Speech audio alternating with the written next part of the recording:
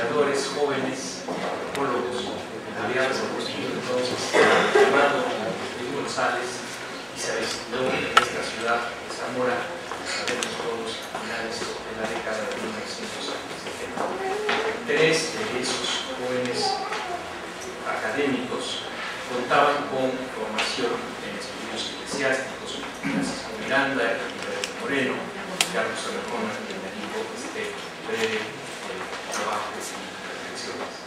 Nos llevó a Morelia y nos metió al archivo que había sido el archivo de los obispos de Michoacán y que estaba ya custodiado en el Museo Casa de Morelia. Para mí eso fue, ese mismo día fue un descubrimiento de muchos antiguos. Ahí apareció ya lo que sería el tema de mi tesis de maestría, su Carlos, y ese órgano, aunque fue responsabilidad directa de Jean Miller, de Guillermo de la Peña, de Pastora Rodríguez, su primera editora, constituyó en su momento una valiente declaración de independencia frente a la Ciudad de México. Incluso desde el punto de vista editorial se hacía con materiales, con procedimientos muy artesanales. Historiador, Miller, antropólogos de la Peña y Pastora, ellos vacilaron en el nombre que debía darse a la revista. Lástima que ya existiera Nexos, pues había la idea de subrayar el diálogo entre especialidades.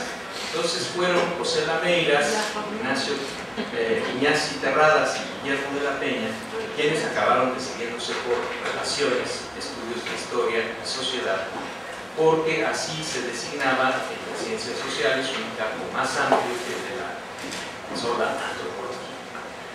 Por lo demás, relaciones también aludían a las relaciones sociales, obviamente, pero a aquel género histórico literario reciente en el imperio y monarquía en España, las famosas relaciones para la descripción de las ciencias. Pues bien, con el respaldo de don Luis al duro trabajo de Meyer, de la Peña, de Rodríguez, en fin, de aquellos, de José Lameiras, de Gustavo Verduzco, en fin, vio la luz pública el primer número de Relaciones en febrero de 1980. Lo que pretendo hacer aquí rápidamente es dar cuenta de aquellos artículos más relevantes publicados en relación con la Iglesia Católica. Ellos contribuyeron a hacer el nexo entre Iglesia y sociedad una de las líneas de investigación más importantes, más características del Colegio de Michoacán. Comencemos con las pistas que nos dio el propio Luis González, quien hizo acopio de lo que hasta entonces se había averiguado sobre las comarcas, una de las comarcas de mayor importancia de Michoacán.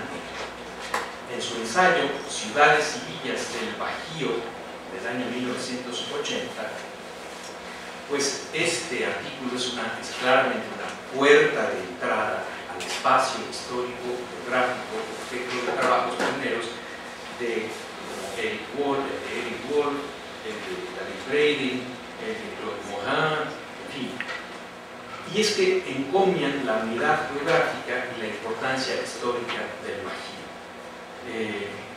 Bajío, en donde no surgió, o donde surgió un número inigualado de ciudades, de villas, de pueblos, de población hispana, entre la región comprendida entre Querétaro al oriente y Guadalajara al poniente.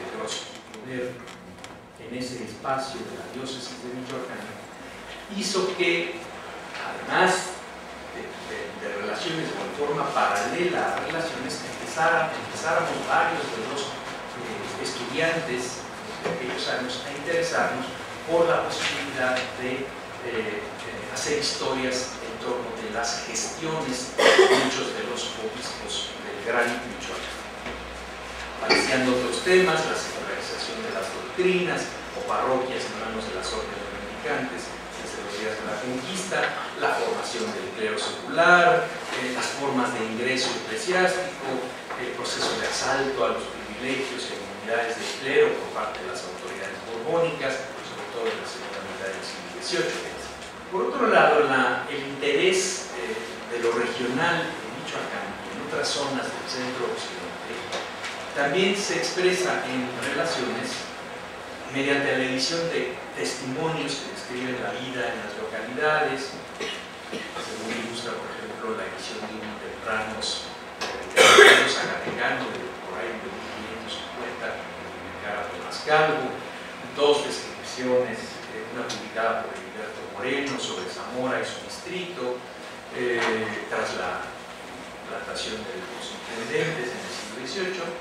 la otra transcrita por Beatriz Rojas sobre la cura de Fernando VII en la ciudad de Zamora. Y es que el Gran Michoacán, insisto, fue una de la gesta independiente. Desde la historia de las ideas en el año 1984 y en su libro Textos Políticos en la Nueva España, Carlos Cerrejón mostró que el cura de Dolores se inspiró no en los enciclopedistas franceses, según quería la conseja de la historia nacional, sino en las fuentes de una antigua tradición político-teológica de raigambre latina e hispánica. Otro de los artículos pioneros y de grandes consecuencias historiográficas publicado en Relaciones se llama De corazón pequeño y ánimo abocado, conceptos de los curas párrocos sobre los indios en la Nueva España del siglo III. Como en este último caso, Relaciones ha publicado artículos decisivos en la elaboración de importantes libros de historia.